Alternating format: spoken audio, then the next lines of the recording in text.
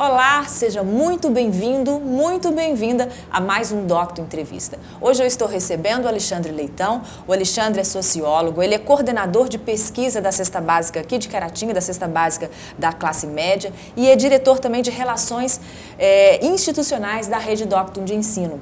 E hoje nós vamos conversar sobre como organizar as suas finanças, essa questão da administração financeira, como sair das dívidas e ter aí uma vida mais tranquila. Alexandre, esta é um desafio para muitos brasileiros ainda, né? Seja muito bem-vindo ao nosso Docto Entrevista. É um prazer ter você aqui. É um prazer também estar aqui. Obrigado pelo convite. É um grande desafio, né? Um desafio que requer, primeiro, disciplina, né? Organização. Para a gente lidar com um momento difícil que nós estamos vivendo, mas que também mostra que tem muitas saídas, seja pela conjuntura econômica do país em geral, ou também pessoal. E no nosso caso, a gente tem que, cada família, cada responsável pelo lar, né, o marido, a esposa, né, a renda familiar ali, ela tem que ser trabalhada assim com muito cuidado, né? O dinheiro é uma coisa muito valiosa, no sentido não só do valor, seja R$1 ou R$100. Se a gente for remontar aí a história, né? Antes da moeda tinha o escambo. Então, se você tinha lá um pouco de arroz, o outro trocava no milho, né? E assim foi. E o sal era uma especiaria tão importante que o sal virou, então aí foi a origem da palavra salário, né? Que era uma especiaria que se trocava e foi a primeira moeda. E, então o dinheiro significa, aquilo que você trabalhou, te dá direito a comprar qualquer coisa.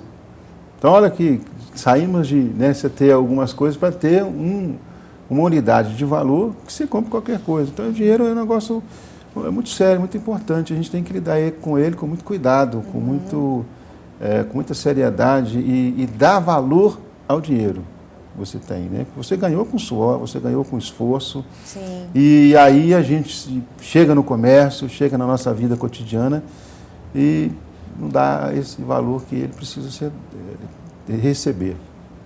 Alexandre, uma pesquisa da CNN, que é a Confederação Nacional do Comércio de Bens e Serviços de Turismo, demonstra aí que a coisa está deixando de piorar, né? A economia, mas ainda tem muitas famílias endividadas. Você estava me falando dessa pesquisa, eu gostaria que você falasse mais um pouquinho para as pessoas que estão nos assistindo. Pois é, nós tivemos aí em 2016, essa pesquisa da CNC. Confederação Nacional do Comércio, ela aconteceu desde 2010, então ela vem fazendo essa verificação. Em 2016, chegou a 63% das famílias, né, de 1 a 10 salários mínimos com endividamento, né? Algum nível de endividamento. Tem um nível maior ou menor, mas algum nível de endividamento. Agora, já em 2017, em janeiro, esse índice já estava 57%. Então, assim, houve uma regressão importante, considerável aí, do endividamento das famílias, né? Então, esse índice, ele é importante porque mostra assim como que as pessoas estão a receita e como que também estão administrando. Eu acredito que, pelos números que a gente tem visto da economia, números de crescimento da economia, números da confiança, tanto do consumidor como a confiança também do empresário, também tem aumentado. Então, essa conjuntura econômica no Brasil no último ano e nesse início de ano tem melhorado, né? Então, eu acredito que tem um aumento do nível de renda, mas também tem, que é isso que nós vamos tratando aqui, uma disciplina maior, um cuidado maior para não chegar no nível de endividamento. E muitas das vezes tem um número aí percentual alto, de quase 10%, desse número aí, que já chegaram e falaram, não consigo mais sair da dívida, né? Então, assim, o que vai precisar realmente para todos nós, né, eu acho que é um exercício que começa no governo federal.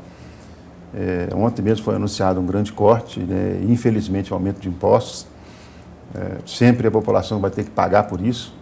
né, para os desacertos da economia, mas o que acontece é que o governo federal realmente está apontando por um caminho certo no ponto de vista de cortes, né, e todo o país. E as famílias, né, elas têm em primeiro lugar, porque realmente assim, o que vai sobrar sempre é para o trabalhador. Porque quem sustenta o país, quem que mantém o país são os impostos que nós pagamos, né? Então, nós temos que estar sempre preocupados também com a situação do país como um todo, mas que demonstra, sim, uma melhora considerável. Se você estava num processo de regressão, né, com um processo de recessão, e começa a dar sinais de crescimento, mesmo que pequenos, você reverteu o quadro. Verdade. Reverteu o quadro. Já então, é um bom sinal. Você está tomando de 7-0, agora está 7-1. 7-1. É um número bom para nós lembrarmos, não. Não. Nós temos outros números recentes melhores, né? Mas, então, o que acontece? Hoje, esses índices, né, da economia, os índices de confiança têm melhorado, isso mostra uma melhora da economia. E o país, o Brasil, ele é a 7ª economia do mundo, né? A gente perguntar quantos países tem no mundo. Então, a 7ª economia do mundo, medida assim, pelo produto interno bruto. A economia brasileira é robusta. A economia brasileira tem fundamentos muito fortes e sólidos, né? E tem como voltar a crescer, tem como reverter essa situação. Eu acredito que a situação econômica do Brasil ela é hoje mais dominada, mais influenciada pela instabilidade política do que propriamente econômica. Sim. Então, a situação econômica ela pode ser revertida. Só um dado aí que queria falar sobre isso, um dado importante, que reflete muito isso que eu estou falando. Em janeiro, o Ibovespa, né, na Bolsa de Valores de São Paulo, atingiu 66 mil pontos do volume de negócio. Isso é um índice de volume de negócio que teve em janeiro, que foi o maior dos últimos 5 anos. Em fevereiro, chegamos a 68 mil pontos, que foi o maior dos últimos 7 anos. E teve, nesses 2 meses, uma entrada forte do capital estrangeiro no Brasil. Então, assim, nós precisamos olhar também para as oportunidades. Nós precisamos olhar também para um país nosso que tem condições de reverter. Sim. Precisamos, sim, ter os governantes, né, que o Brasil merece. O Brasil não merece o que está aí hoje. Esse caos que está aí foi causado por décadas e décadas de maus políticos e maus gestores. Agora, nós temos grandes oportunidades. Então, o brasileiro ele precisa também acreditar mais em si. Você veja bem, se tem estrangeiro investindo no Brasil fortemente, eles acreditam em nós. Sim. Eles acreditam no nosso país. Exato. Nós precisamos também acreditar. E cada um fazer a sua parte, né? Com certeza. O governo fazendo a dele e a gente fazendo a nossa. E é nesse intervalo que nós vamos ter agora e depois, no segundo bloco, nós vamos voltar falando sobre isso. Fique aí que você vai ver algumas dicas do Alexandre para você sair das dívidas e ter uma vida mais tranquila. Nós voltamos já já.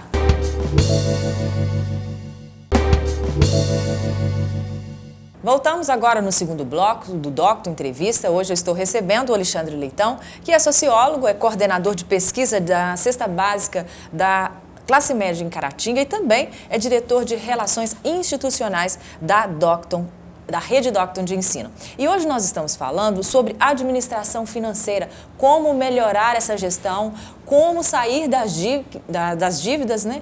E nós vamos estar falando sobre isso. Mas antes de falar das dicas, eu queria que você fizesse uma análise para a gente pensar, né?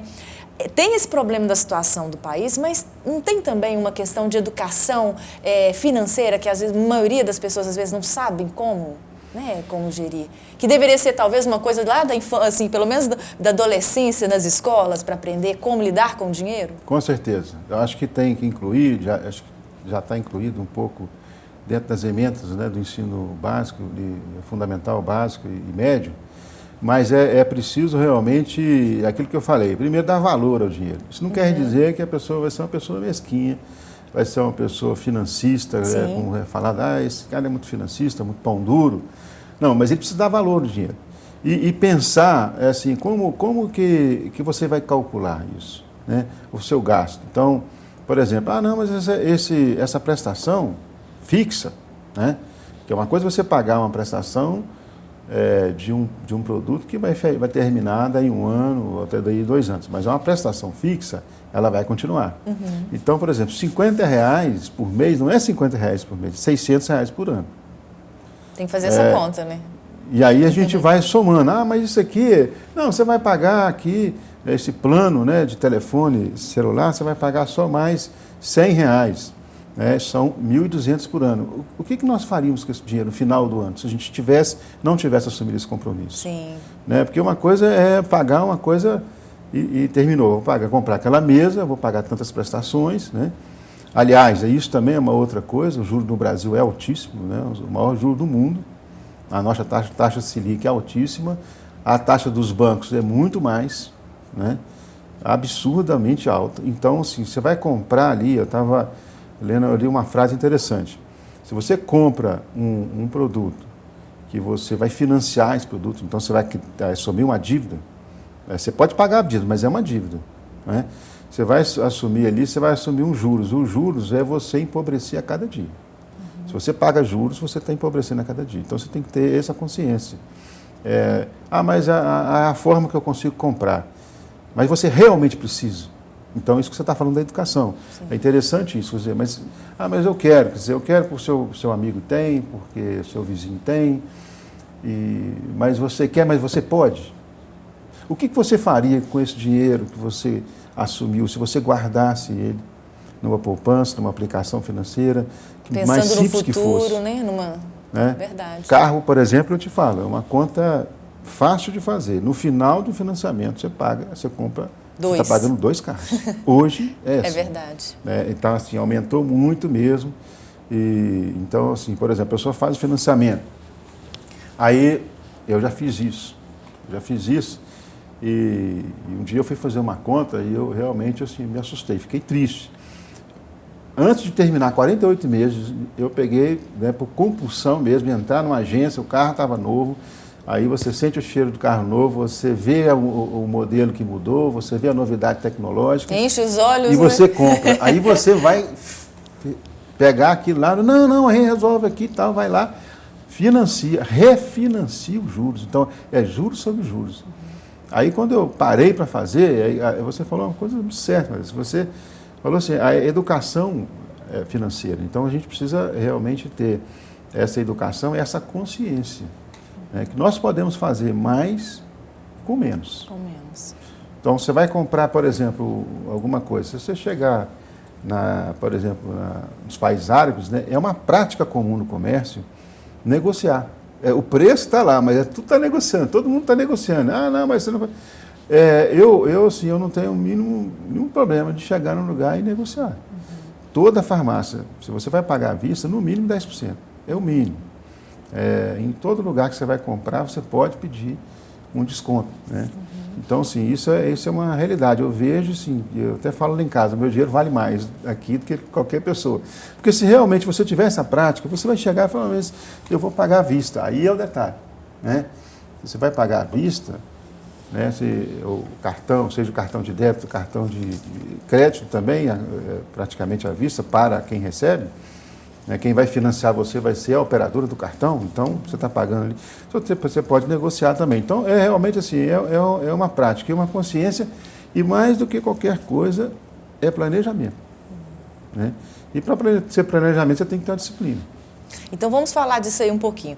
A pessoa que está endividada hoje, qual que é o primeiro passo que ela precisa traçar? O que ela precisa fazer de imediato? Olha, eu penso assim, qualquer pessoa que está com um problema que quer resolver, eu preciso fazer um regime, né? Então eu quero resolver isso na minha vida que está me incomodando. No caso da dívida, é a mesma coisa. A primeira coisa, tem que tomar uma decisão.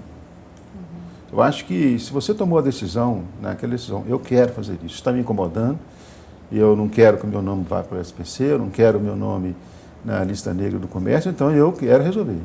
A primeira coisa. A segunda coisa é você, então, procurar meios fáceis, né, que é uma planilha. Aí você tem várias formas, você tem aplicativo, você pode entrar na internet, você vai descobrir um monte, você pode pegar uma planilha de Excel, você pode pegar uma folha de papel.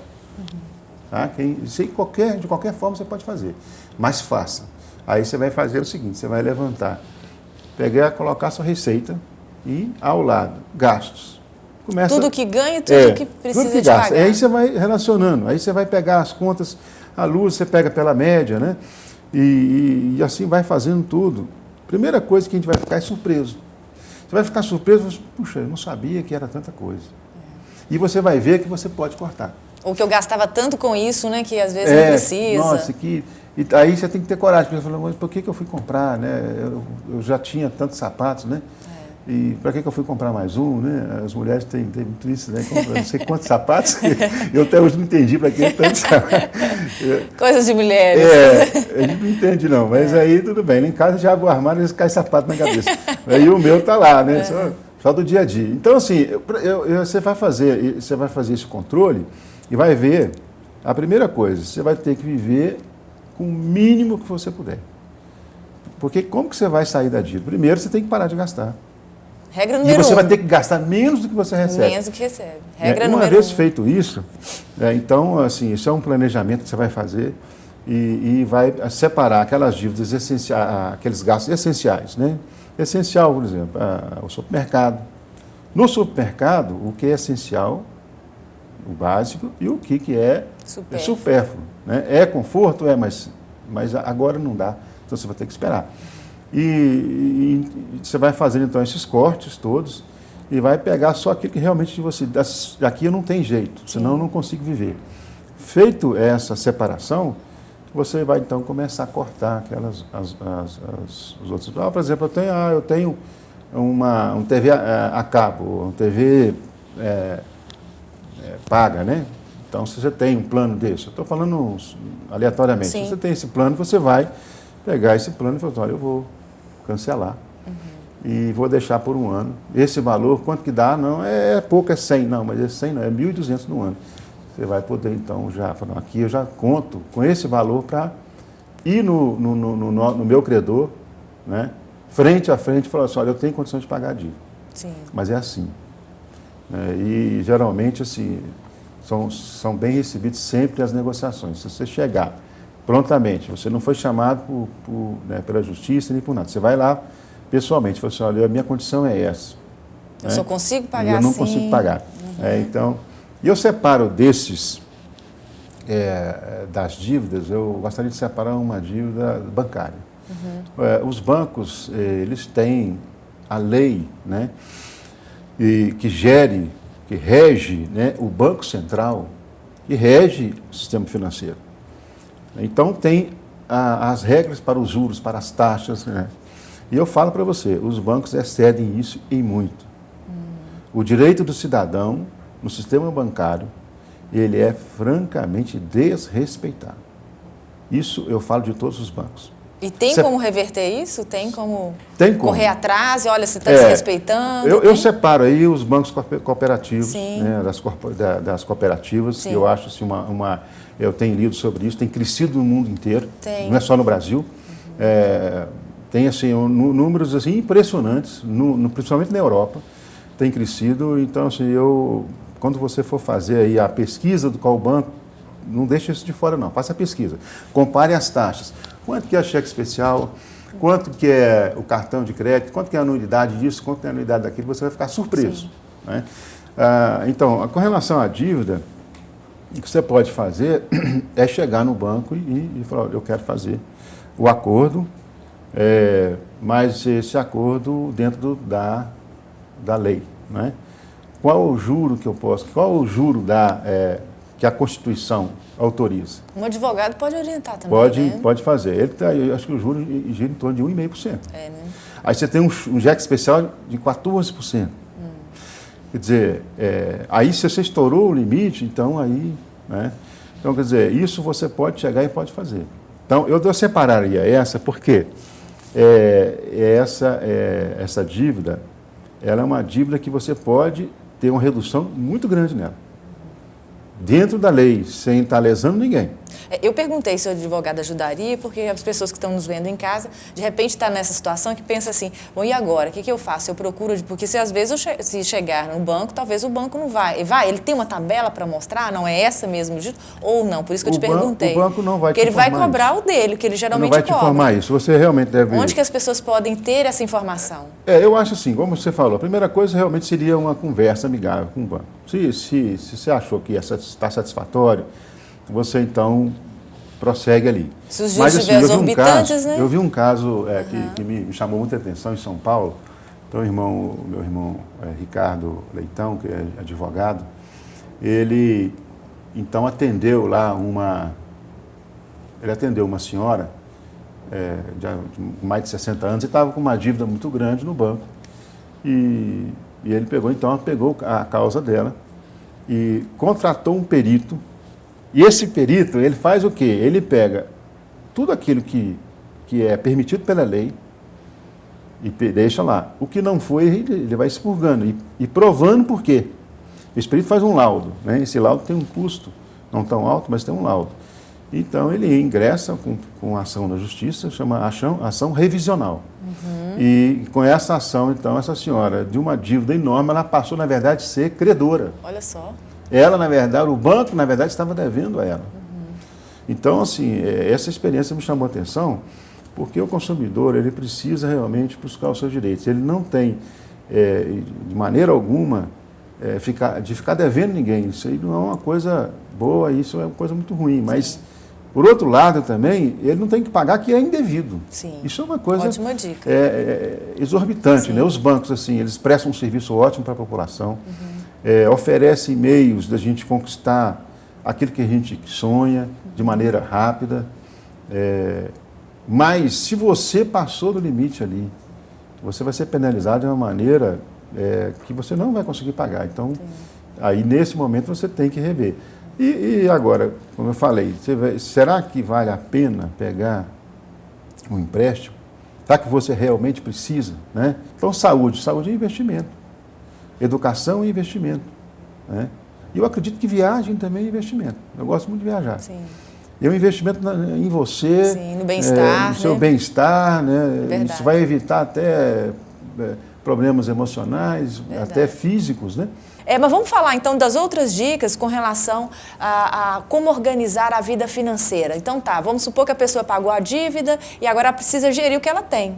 Então como que ela vai organizar essa vida financeira para ela ter aí um dinheiro para reservar, de poupança? Como é que ela vai fazer essa eu história? Acho que por ela ter passado pelo vale, né? Descido o vale, acho que ela aprendeu. E aí, assim, é muito ruim você ter passado por um momento tão difícil. Mas é um aprendizado, Mas é um né? aprendizado, aí só ficou o aprendizado. Então essa pessoa já está preparada e sabe qual que é a consequência de exceder. Sim. Então ela já teve uma consciência. E aí ela tem que perseverar na organização. Né? Acho que tudo é organizado. Você chega numa casa, está tudo organizado, você acha tudo. Se você chega numa casa, está tudo bagunçado, você não acha nada. Sim. Então é a mesma coisa. Se você tem uma vida financeira desorganizada, como eu falei, a forma é simples. Né? Você procure aí aplicativos, procure algumas ferramentas tecnológicas, já temos várias, do mais simples, né, como o Word, por exemplo, uma planilha, ou até o papel mesmo. Se você escreveu no papel ali e começou a fazer, e cumpra. Né? Porque você vai fazer, eu comecei a fazer um regime, né? Mas segunda-feira aí já excedeu, já terça-feira já acabou. Então, quer dizer, a pessoa tem que começar a fazer e realmente conseguir realizar. E aí vai dar para ela, sabe, um sentimento de autoestima, de ter conseguido aquilo. E vai ver que essa autoestima vai aumentar quando ela vê que ela não tem mais dívida. Sim. E que ela pode agora começar a fazer uma coisa que é essencial, que é fazer uma poupança. Sim. Então, se ela conseguiu pagar a dívida com o próprio salário, conseguiu reduzir os seus custos, agora ela pode aumentar um pouquinho, mas não pode passar aí talvez de 80%, 90%, tem que deixar pelo menos 10%. Guardar esse dinheiro, né? Para realizar um sonho, para uma intempérie da vida que infelizmente acontece, né? Ou fazer uma viagem, alguma coisa. Mas ela passa a ter uma reserva. E aí ela já aprendeu o que tem que ser feito. Mas uma coisa essencial, simples, né? é realmente a organização. Sim. E planilhar aquilo tudo direitinho e tal. E depois, você fez o orçamento do mês, depois você comprova o que eu realmente gastei. Você vai ver aonde você excedeu, você vai ver aonde você conseguiu, né? Aqui, por exemplo, na questão dos supermercados, nós temos a pesquisa publicada mensalmente aqui pela TV Doc, no Diário de Caratinga, né? Que é a pesquisa de 30 produtos que mais ou menos aí uma família de 4 pessoas, 5 pessoas consome durante 30 dias. Então ali tem a pesquisa e mostra que a diferença, se você fizer a compra parcelada em vários estabelecimentos, você chega a ter uma economia, todo mês ele dá um índice, o último mês parece que foi mais de R$100, que você consegue ter se você fizer isso. E, quer dizer, R$100 você já faz aquela soma, 100 por mês é 1.200 por ano. Sim. Então, assim, são atitudes, né? Por isso que eu falei, a primeira coisa é decisão. Aí você tem uma nova atitude, aí você vai ter, então... Mudança de comportamento, né? Agora, tem ferramentas. A ferramenta é simples, é a organização. Sim. O planilhou ali, colocou, discerniu isso aqui, isso aqui, isso aqui. Então, você vai ver, aí você vai descobrir coisas que você faz que nem precisa pagar, nem está usando. Gente, quem está vendo aqui esse programa? Ah, não está, então, né? Sim, verdade. Tem muitas opções hoje, né? É a própria internet, né, Alexandre? Você vai na internet hoje, você consegue visualizar lá muitos blogs comentando como sair da dívida em 6 passos, né? Como organizar a sua vida financeira. Eu achei até interessante, eu anotei aqui um dos casos, que eles propunham o seguinte, que você conseguisse gerenciar o seu dinheiro com 60% com as despesas. 60% do que você ganha ou do seu rendimento você usasse para as despesas, né, de casa, enfim, das despesas totais. Mas que reservasse 10% para sonhos futuros, né, que pode ser compra de um carro, aquilo que você falou de não ficar parcelando para frente, mas já fazer uma prévia disso, 10% que tivesse para doações, e a pessoa fala, eu achei interessante, que ele fala assim, tudo que a gente dá, a gente recebe de volta. E a sensação de que você tem dinheiro para dar já é uma programação da mente de que, tipo assim, eu sou abundante, eu já estou começando a organizar a minha vida. Então ele falava disso também. Os outros 10% ele colocava para a Previdência, que é para o futuro mesmo, é algo que você nem mexeria, e os outros 10% para a poupança mesmo, para o que eles chamam de fundo de emergência. Então, assim, tem outros também que dividem 50-50, tem outros que dividem com 30%, mas assim, que as pessoas busquem em casa também, né, alternativas na internet para realmente sair dessa situação e ter essa educação financeira, né, Alexandre, que é importante. Pois é, isso aí é uma dica importantíssima, que conseguir fazer isso, e depois que a gente consegue, né, a gente não vai voltar mais, porque você já... Habituou, né? Viu que deu certo, viu que deu certo e te dá um prazer, né, de ter controle, porque quando você está nessa ciranda, né, financeira da dívida, é uma angústia, né, você perdeu o controle. Perdeu o controle. Então você tem esse controle na mão e a gente precisa disso, porque a gente não sabe o dia de amanhã, a situação individual de cada um, ninguém sabe, então a gente precisa realmente fazer. Eu acho que é uma dica, né, que a gente, muitas coisas, uma coisa que eu pararia para o público, né, a gente pensa assim, mas o que nós queremos, que país que nós queremos? Nós precisamos pensar nesse país a partir de nós. Sim. O que nós podemos fazer? Parece que é uma coisa pequena. A minha vida, a sua vida faz diferença, porque você vai influenciar outras vidas, tem a vida dos seus filhos, dos seus netos depois, então você vai mudar. Com certeza. E a cultura, ela muda, porque a cultura é formada pelo ato repetitivo de uma ação. Sim. Se essa ação continua sendo feita, ela vai continuar sendo aquela prática. Se você mudou, vai mudar a cultura. Verdade. Então, a cultura muda. Então, a gente precisa repensar. Hoje nós estamos num momento do país de repensar o país como um todo, começando da gente. O que nós podemos fazer de melhor? Né? Eleições vão chegar. Será que nós podemos errar mais de novo? Nós não podemos. Então, eu acho que nós precisamos pensar. Mas voltando aí à vida financeira, é isso aí. Vamos seguir essas regras simples, né? Difíceis no início, mas tudo que começa no início é difícil. Mas depois te dá um grande prazer e satisfação no futuro. É isso aí. Alexandre, prazer ter você aqui. Foi muito boa a nossa conversa. Muito obrigada de novo por aceitar o nosso convite, viu? Tá. E eu te espero, então, no próximo Doctor Entrevista. Até lá!